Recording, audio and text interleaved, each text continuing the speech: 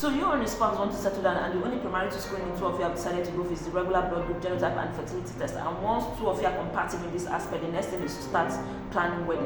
Whereas 1 out of 10,000 live births is born blind due to a condition known as primary congenital glaucoma, which is common amongst children whose immediate parents are glaucoma patients.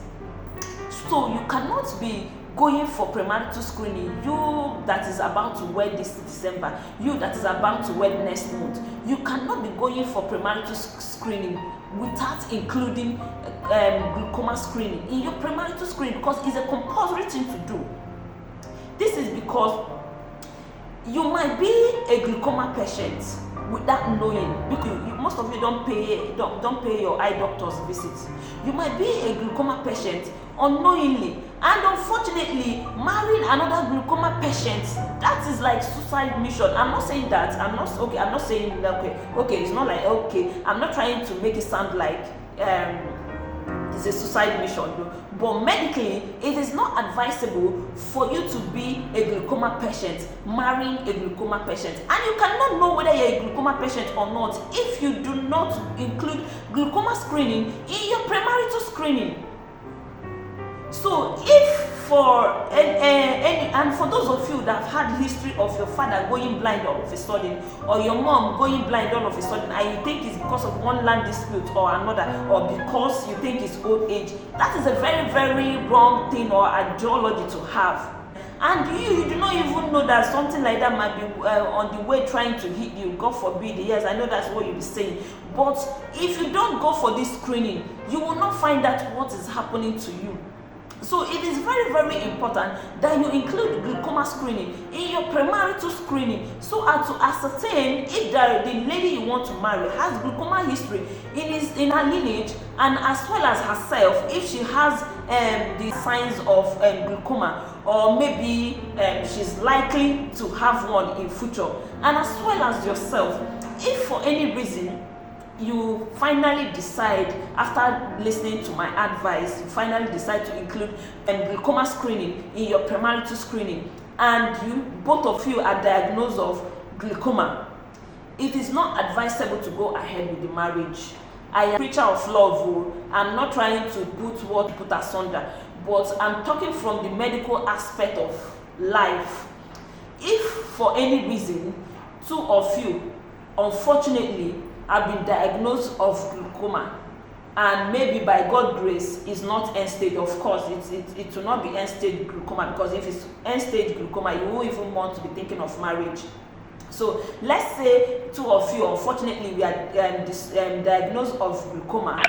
It's not advisable for two of you to go ahead with the marriage, but whereby you want to go contrary to medical advice, another option you have is that you will be placed on a lifetime medication, even if you decide not to go ahead with the marriage, or you decide to go ahead with the marriage. Either way, you will be placed on a lifetime medication.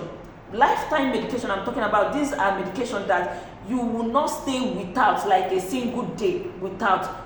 Assuming you want to still, because you love this lady, you want to still go ahead with the marriage, it means both of you will be visiting your doctor as often as possible, and you'll be taking your medications seriously.